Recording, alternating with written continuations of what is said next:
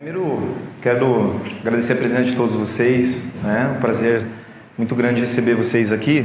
E acima de qualquer coisa, é um orgulho muito grande a gente perceber que numa sexta-feira à noite, né, 7h30, a gente vai poder bater um papo aqui de 1h30 sobre essas questões que nós vamos conversar aqui, né? Isso mostra que nós estamos mudando um pouquinho a forma de enxergar o pré-vestibular, né? Nós estamos começando a mudar um pouquinho a forma de enxergar a preparação de vocês em alto nível, para que vocês conquistem as coisas de vocês. E mais do que qualquer coisa, é claro que a gente dá o título de como preparar o emocional para o vestibular, mas o emocional de vocês ele vai valer para qualquer momento da vida de vocês, não é? Depois na vida profissional de vocês, nos momentos em que vocês estiverem trabalhando, nos momentos em que vocês tiverem a família de vocês, no momento em que vocês tiverem que enfrentar as coisas que vocês vão ter que enfrentar na vida de vocês de maneira geral, né? Eu costumo dizer que nossa vida é separada em 3 partes, né? Nós temos a nossa vida familiar, nós temos a nossa vida profissional e nós temos a nossa vida pessoal, individual mesmo. As coisas que nós gostamos de fazer, os nossos sonhos, as nossas questões individuais e que não necessariamente precisam estar vinculadas e ligadas à nossa profissão, não necessariamente precisam estar vinculadas à nossa família. Porque tem coisas que nós gostamos de fazer, que nós queremos fazer e que tem a ver com o nosso indivíduo, né? Tem a ver com as coisas que nós gostamos, que nós queremos desenvolver aí na nossa vida pessoal.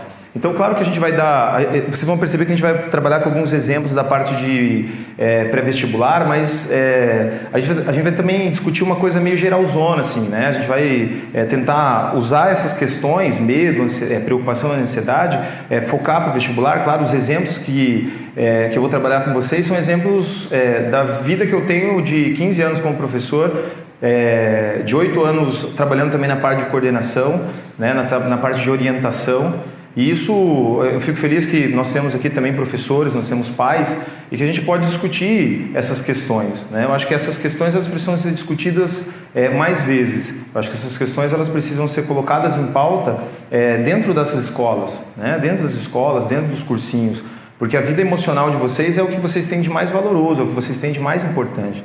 Eu não troco a vida emocional de nenhum de vocês, eu não troco a vida de vocês por uma aprovação. E vocês também não devem trocar. Vocês também não devem fazer isso. Vocês têm que se preparar para que o momento do pré-vestibular, que a vida de vocês dentro do pré-vestibular, alguns alunos aqui de 3º ano também, mas que seja um momento prazeroso, não é? Aliás, na vida tudo tem que ser prazeroso.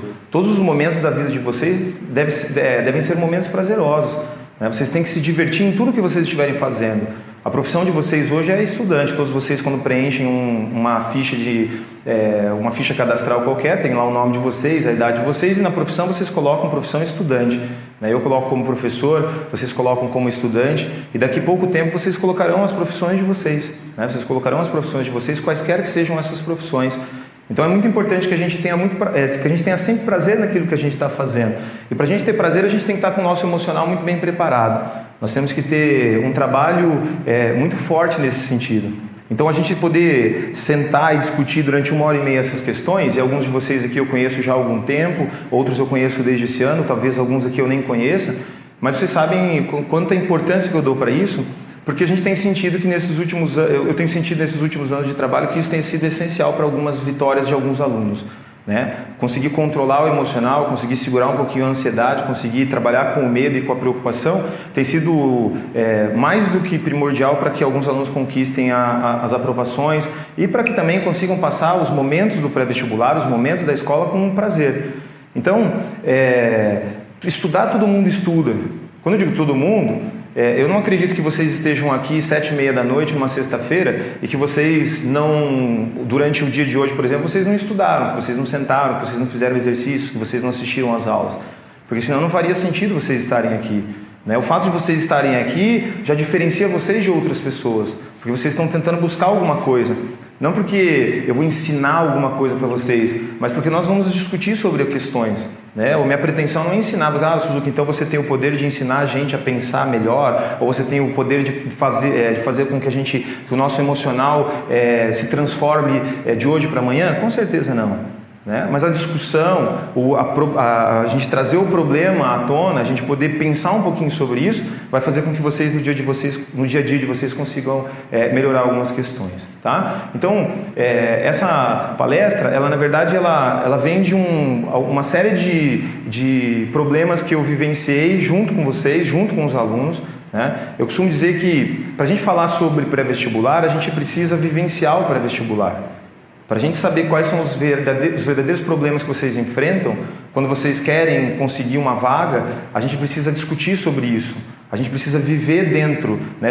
Eu costumo dizer que eu me sinto à vontade de falar sobre isso. Outro dia uma pessoa me perguntou assim, você tem formação de psicólogo? Eu não tenho formação de psicólogo, mas eu me sinto à vontade de discutir isso com vocês, primeiro porque eu estudo bastante para isso. Né? Que eu acho que isso é uma coisa importantíssima, você ler sobre, você estudar sobre, você pesquisar sobre, mas mais do que qualquer livro, viver o sofrimento de vocês, chorar o choro de vocês, derramar lágrima junto com vocês, é o que me faz, eu acredito, capacitado para poder discutir sobre isso. Né? Viver o dia a dia, é sentir o sofrimento de vocês, é ver que não é frescura, né? Quando a gente às vezes pensa assim, a pessoa está ansiosa é frescura, a pessoa está chorando lá porque é frescura, não é forte o suficiente. Eu não acredito nisso, vocês sabem que não é frescura, vocês sabem que vocês querem tentar um pouquinho a mais, e é isso que nós vamos fazer juntos aqui. Né? A gente tem aí 1h30, 1h40, eu prometo que eu vou me comportar hoje, tá? Hoje eu preciso me comportar, vocês sabem que às vezes a gente escapa um pouquinho lá, só mais um minutinho, só mais um segundinho, mas hoje eu prometo que eu vou me comportar, tá bom? A primeira coisa que a gente vai fazer é o seguinte, pessoal, eu não tenho, são poucos os slides que nós vamos trabalhar, tá? Nós não vamos ficar lendo slides, nós vamos discutir algumas questões, mas são poucas, durante esses anos de preparação, são algumas frases, são algumas sentenças que eu fui selecionando, que eu fui guardando, e eu escolhi algumas para que a gente pudesse também ler aqui algumas questões, no sentido de eu não me dar o direito de interpretar o que o cara escreveu. Tá? Porque eu acho que isso é importante que a gente também faça. Algumas poucas frases eu gostaria que vocês vissem exatamente o que foi escrito, exatamente o que a pessoa pensou. Quando a gente fala sobre medo, e eu quero deixar bem claro que a sequência medo, preocupação e ansiedade, ela não é à toa, né? A primeira coisa que vai surgir é o medo, depois do medo vem a preocupação, e este medo e essa preocupação, quando não bem trabalhados, trazem a ansiedade. A ansiedade é uma coisa que todo mundo sente. Medo, preocupação e ansiedade não são coisas ruins, isso tem que ficar bem claro. Nenhuma emoção é ruim.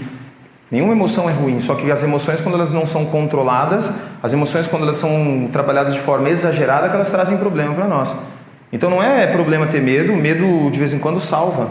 Né? Se você não tivesse medo das coisas, se meu filho, por exemplo, de 5 anos não tivesse medo de cachorro, provavelmente ele ia colocar a mão dentro de uma grade lá de um pitbull andando no meio da rua. Então ele também precisa sentir medo. Né? Se você não sentisse medo, você saía correndo ali no meio da rua agora, está passando um monte de carro 60, 70 por hora e você, não tenho medo de nada, vou sair correndo. Isso não é bom. Se você tem medo, ter medo faz parte, ter medo salva a sua vida em determinados momentos.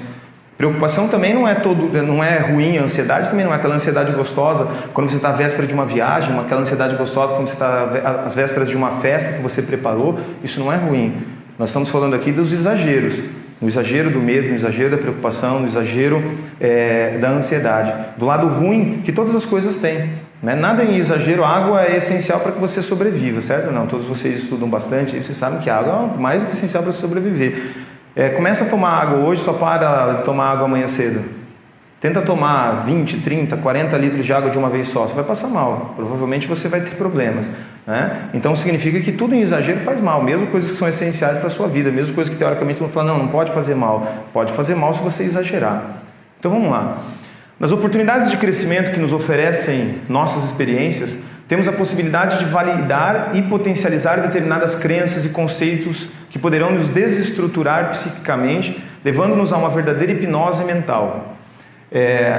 A partir disso, esquecemos de visualizar o restante do mundo que nos cerca. Passamos a viver simplesmente voltados para a opinião que adotamos como única verdade, assustados e amedrontados entre constantes atmosferas de receio e apreensão. Em muitas ocasiões, ficamos parados à margem do caminho, focalizando nossos conflitos, dificuldades e problemas, deixando a vida girar em torno deles. Colocamos nossos dilemas como peças centrais e quando essas forças conflitantes começam a nos ameaçar, sentimos-nos apavorados. Eu tenho certeza que até agora eu comecei a ler, eu li poucas coisas, né? Eu li algumas linhas aí, muitos de vocês já começaram a pensar em alguns dos dilemas que vocês vivem diariamente e do tanto que vocês às vezes focalizam para algumas coisas que depois, se você parar para pensar, não fazem o menor sentido. E não me satisfaz se você disser assim: Suzuki, quando eu passar no vestibular, tudo isso vai passar. Porque aí os traumas já ficaram, porque aí os danos já ficaram. Essa é a questão. Eu não estou satisfeito se você falar assim: não, quando eu passar, porque a gente tem essa tendência, né? Não, quando acontecer tal coisa, tudo vai melhorar. Então esse sofrimento faz parte, eu me ferrar agora faz parte, eu ficar com trauma para o resto da minha vida faz parte, porque eu quero conquistar alguma coisa. Não é assim que funciona. E aí, até para a gente poder falar um pouquinho em relação, até um pouquinho, talvez até mais direcionado aos pais. Eu sei que muitos dos senhores passaram por isso. Eu sei que muitos dos senhores sofreram e que têm traumas até hoje por questões que vocês conquistaram. Mas isso não significa que nós temos que impor o sofrimento às outras pessoas só porque nós sofremos. O nosso sofrimento, ele não pode ser uma coisa: eu sofri, conquistei, então todo mundo tem que sofrer igual a mim. A gente precisa sim buscar algumas coisas diferentes. E se nossos filhos puderem sofrer menos para conquistar as mesmas coisas, que bom que isso aconteça. Não estou falando aqui para ninguém ser preguiçoso, não estou pedindo para vocês deixarem os filhos de vocês não estudarem. Talvez, para muitos que me conhecem, sabem que se tem alguém que fica pegando no pé, esse alguém sou eu. Hoje de manhã, em uma das turmas que eu trabalho, eu mandei um áudio no grupo dos alunos dizendo: pessoal, eu estou sentindo... Ontem eu vi que alguns alunos não estão estudando, não estão levando a sério, então preciso que vocês comecem a levar a sério. Não é para fazer meia hora de intervalo, é para fazer 15 minutos. Está proposto 15 minutos, é para fazer 15 minutos, não é para fazer meia hora, 40 minutos. Então, eu não estou dizendo que não pode cobrar, não estou dizendo que você não pode pedir a responsabilidade, mas obrigar que alguém sofra só porque você sofreu, eu acho que nós não estamos no caminho certo quando nós fazemos isso, porque as gerações são diferentes. E as gerações não são diferentes porque nós quisemos que as gerações fossem diferentes, porque as coisas aconteceram de forma diferente. Não é? As coisas aconteceram de forma diferente, as pressões são diferentes, os medos são diferentes. Então é importante que nós também possamos discutir sobre isso. E é importante que nós possamos refletir sobre isso, para que a gente possa cobrar na medida certa. Para que muitas vezes a gente não imponha a alguém algo que a gente mesmo não gostou que fosse feito. Eu acho que isso é muito importante que a gente tenha, é muito importante que a gente faça essa reflexão. Quando você teve uma coisa que aconteceu com você que você não gostou, teoricamente seria óbvio que nós fizéssemos o quê? Tentássemos amenizar para as pessoas que nós gostamos que isso não acontecesse também. Então acho que a gente tem que pensar um pouquinho sobre isso. Eu falo que o que eu coloco todos os dias que eu entro, coloco um jaleco e entro numa sala de aula, eu fico pensando mais nos professores ruins que eu tive do que nos professores bons. Eu fico pensando quais foram as coisas que aconteceram comigo que eu não gostei, quais foram as atitudes que os professores tiveram comigo que me fizeram mal, quais foram as coisas que me fizeram ter menos vontade de aprender porque o professor teve determinada atitude. E aí a gente vai tentando buscar, a partir do erro, acertar. Porque eu acho que é assim que nós vamos conseguir fazer, é assim que nós temos que tentar fazer em nossas vidas. Ancorados pelo receio e desconfiança, criamos resistências, obstáculos e tropeços que nos impedem de avançar. Passamos então a não viver novas experiências, não receber novos pensamentos. Isso é muito perigoso, porque alguns de vocês colocam coisas na cabeça e depois vocês não conseguem produzir mais nada. Quantos de vocês que passaram de repente hoje à tarde tentando estudar e não conseguiram se concentrar porque a cabeça de vocês estava pensando em outra coisa? Seria tão bom se todos nós conseguíssemos sentar e estudar matemática e pensar só na matemática, estudar biologia e pensar só na biologia. E que em nenhum momento que você estivesse estudando história a sua cabeça fosse para outro lugar. Mas vocês sabem que isso não acontece. E esse controle nós precisamos ter. Esse controle nós precisamos ter porque senão a nossa mente vai ficando muito acelerada, a gente começa a perceber que os dias passam, a gente cumpre horário, mas a gente não rende. E se a gente cumpre horário e a gente não rende, daqui a pouco a gente começa a ficar com uma confiança muito abalada. E aí isso vai virando uma bola de neve. Ok? Vamos lá. O resultado do medo em nossas vidas será a perda do nosso poder de pensar e agir com espontaneidade. Eu terminei, isso é uma sequência, tá? Toda essa frase ela termina aqui. Eu terminei com isso porque isso aqui é muito importante que a gente avalie. O resultado do medo em nossas vidas será a perda do nosso poder de pensar e agir com espontaneidade. A gente não consegue, a partir do medo, quando ele nos afeta de uma maneira exagerada, a gente não consegue agir de forma espontânea. E se a gente não consegue, quando a gente está com medo, fazer coisas básicas, você passou por um medo extremo.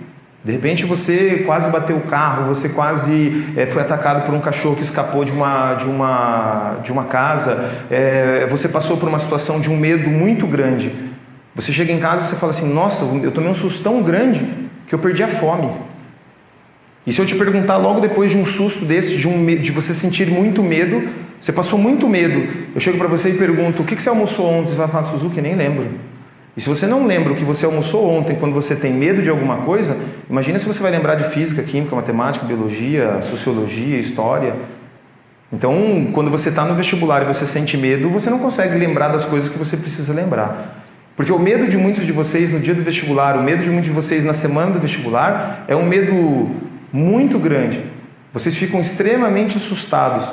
E isso é uma coisa que vocês precisam controlar. Vocês não precisam que ninguém... E eu queria deixar muito claro para vocês que não há necessidade de vocês convencerem ninguém disso.